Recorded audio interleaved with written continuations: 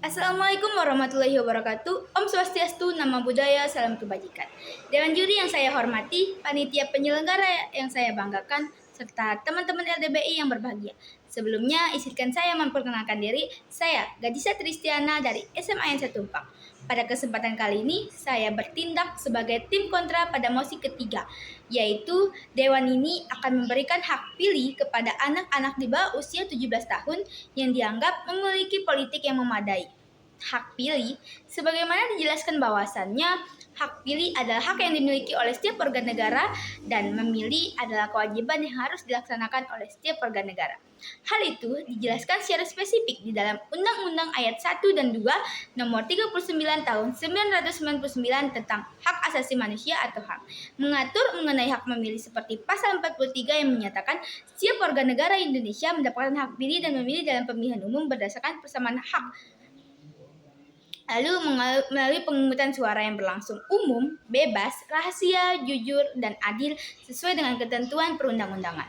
Dasar hukum pemilihan umum atau yang biasa disebut dengan pemilu merupakan proses memilih seseorang untuk mengisi masa jabatan politik tertentu, mulai dari jabatan presiden, eksekutif, wakil rakyat, atau legislatif di berbagai tingkat pemerintahan. Selanjutnya ada aturan-aturan tentang KPU pemilihan umum adalah di mana warga negara Indonesia yang sudah genap berumur 17 tahun atau lebih sudah kawin atau sudah pernah kawin, namun syarat untuk menjadi pemilu KPU telah mengaturnya di dalam PKPU nomor 7 tahun 2022. Syaratnya adalah 1. Genap berumur usia 17 tahun atau lebih dari 17 tahun pada hari pemungutan suara, sudah kawin atau sudah pernah kawin. 2. Sedang tidak dicabut hak pilih berdasarkan putusan pengadilan yang telah mempunyai kekuatan hukum tetap. 3. Berdomisili di wilayah negara kesatuan Republik Indonesia dibuktikan dengan KTP. 4. Berdomisili di luar negeri yang dibuktikan dengan KTP, paspor, dan surat-surat perjalanan laksana. 5.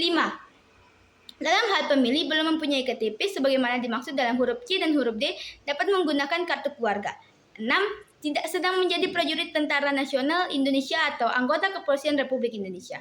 Nah, itu tadi mengenai hak pilih, dasar hukum, dan aturan KPU tentang pemilihan umum dan berdasarkan aturan KPU tadi. Saya memilih mosi ini dan saya memilih kontra pada mosi ini dikarenakan saya kurang setuju atau tidak setuju dengan diberikannya hak pilih kepada anak-anak di bawah usia 17 tahun. Terlepas dari peraturan perundang-undangan, saya pribadi tidak setuju karena banyak faktor-faktor yang tidak mendukung anak-anak di bawah usia 17 tahun untuk memilih. Salah satu faktor terpenting yaitu menurut dari segi psikologis, anak di bawah usia 17 tahun dianggap masih dalam tahap pematangan atau memiliki lobus frontal yang masih berkembang. Lobus frontal sendiri merupakan bagian otak yang bertugas memproses emosi. Poin ini dianggap penting karena pemilih di bawah usia 17 tahun memiliki sikap imprensif atau bisa dibilang tergesa-gesa. Itulah mengapa anak di bawah usia 17 tahun dilarang atau tidak dibolehkan dalam kegiatan politik atau dalam kegiatan pemilu dengan alasan ketidaksesuaian dengan perkembangan fisiologis anak dan alasan kenyamanan. Nah, pasal 11 Undang-Undang Dasar Nomor 23 Tahun 2022 tentang Perlindungan Anak disebutkan setiap anak berhak beristirahat dan memanfaatkan waktu luang, bergaul dengan teman sebaya, bermain, berkreasi sesuai minat dan bakat dan tingkat kecerdasan.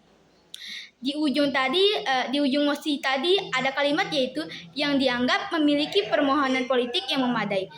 Rata-rata anak di bawah usia 17 tahun pasti sering mendengar atau sudah tahu yang namanya politik.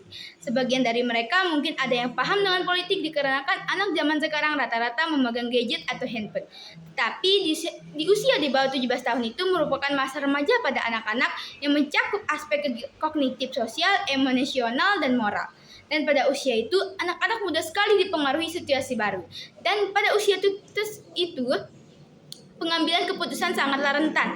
Dan itu sangatlah berpengaruh apabila mereka ikut dalam pemungutan suara dikarenakan usia di bawah 17 tahun sangat-sangat mudah dipengaruhi dan tentunya mudah dipengaruhi berita yang tidak valid di luar sana.